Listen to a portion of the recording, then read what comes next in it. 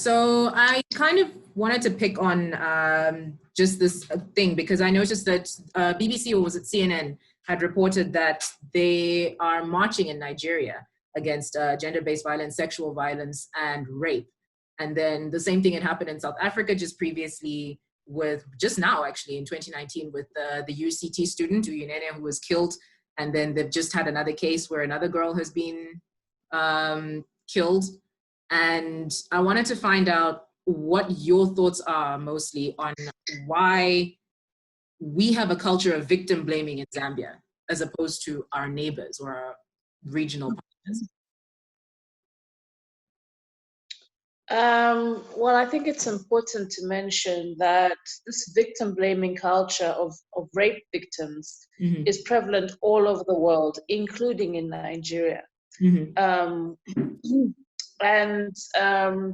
I think the reason for that is essentially patriarchy, which is the system in societies all around the world in which males are dominant.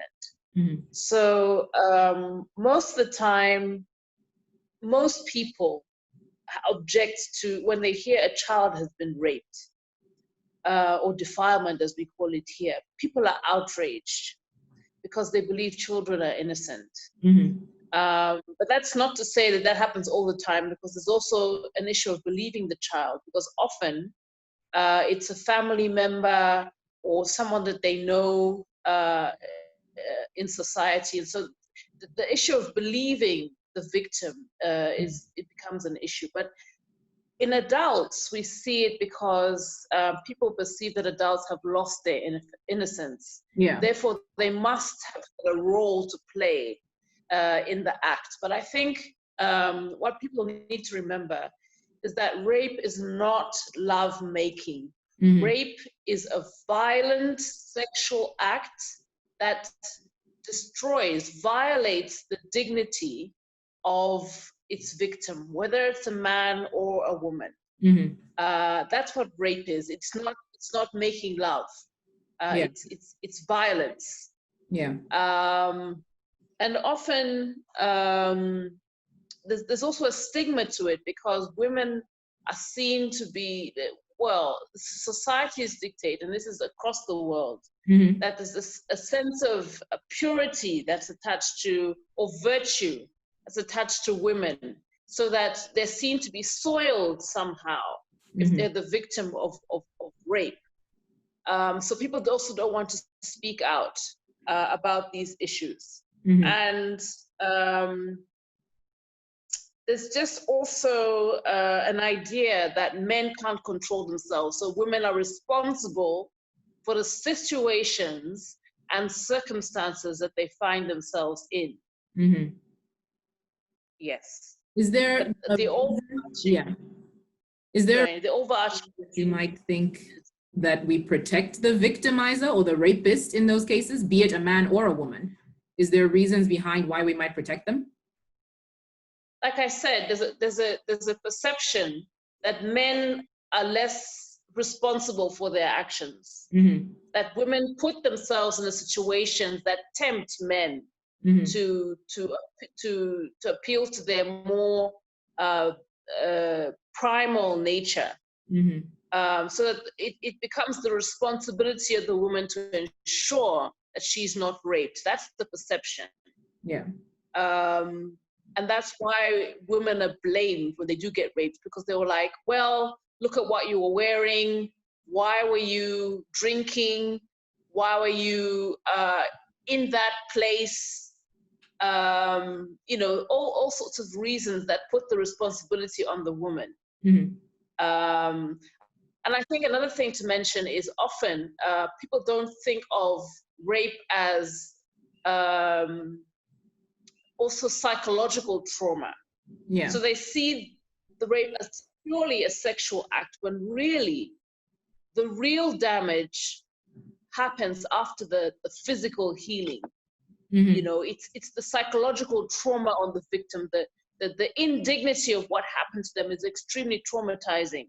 And people forget that. For example, a friend of mine who works for the National Prosecution Authority, which is the the DPP's office told me a story about a 4-year-old victim.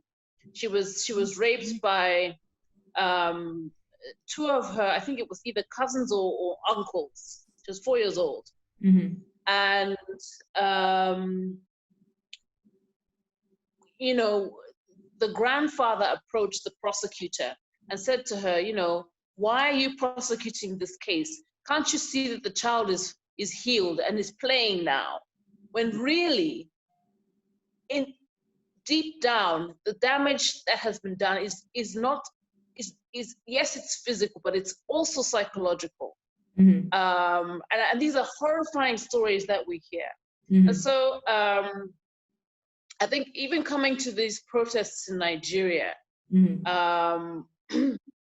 Unfortunately, for people to for there to be mass outrage, normally we find a situation where you need the perfect victim, the most blameless, the most pure person for people to feel outraged. So in this case, the victim, Vera Omozua,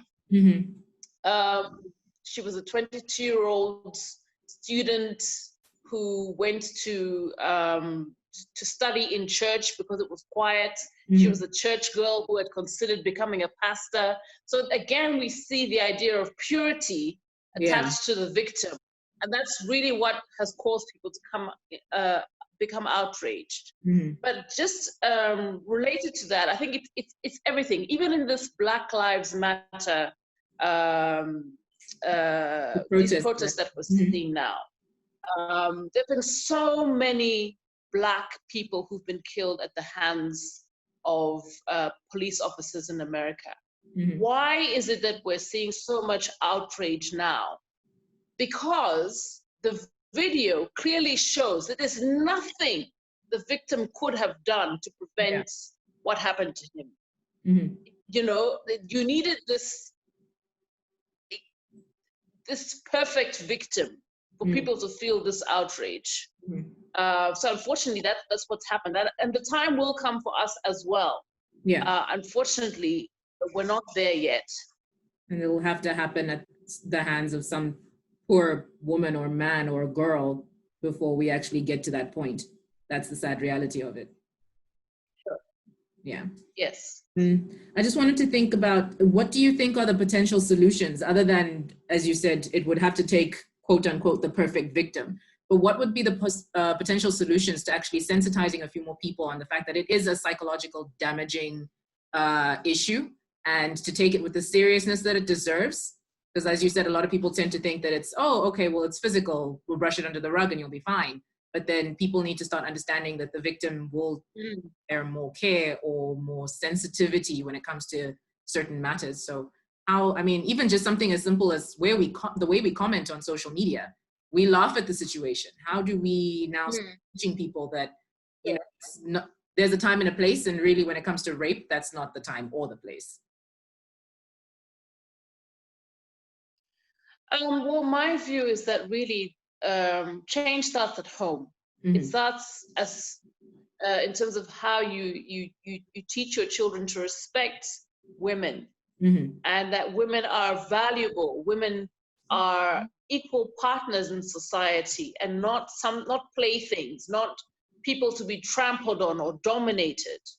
And unfortunately, it's going to take a really long time for society to get it all across the world. I mean, these are, you know,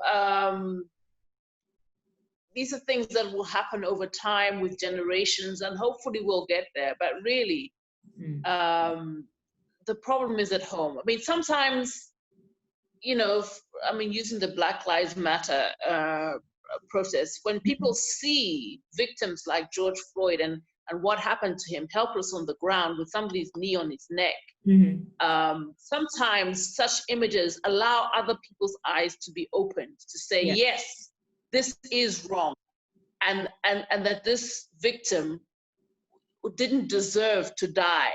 So in the same way, maybe there'll come a time through the ordinary course of things when we see these cases coming up, that people's eyes will be open, but really the real change happens at home. Yeah, I see. Well, thank you, Linda, so much for coming through and giving your thoughts. Any final comments on the situation when it comes to Zambia in particular and our current situation as it stands when how we address rape cases? I think it all comes down to what people's idea of consent is. Mm-hmm. And, it's been said so many times, and I'll say it again, no means no. It doesn't matter what she's wearing. It doesn't matter if she's drunk. And in fact, being blacked out, like if you've lost consciousness, mm-hmm. that's also no. Whether even if you're in the same bed together, even if you're married to each other, no means no. It's not lovemaking. It's violence. Mm-hmm. It's violence, and it needs to stop. Thank you very much for that comment.